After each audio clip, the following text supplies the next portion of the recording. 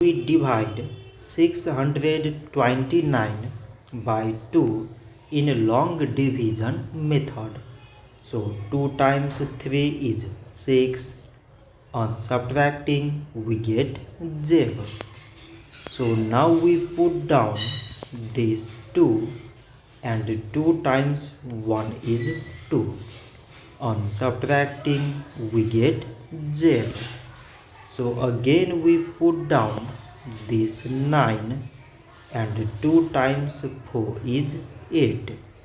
On subtracting we get 1. So now this 1 is less than 2 and there is no other number to put it down.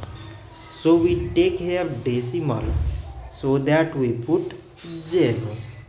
So it is 10 and 2 times 5 is 10.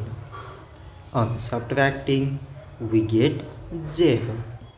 So 629 divided by 2 is 314 decimal 5.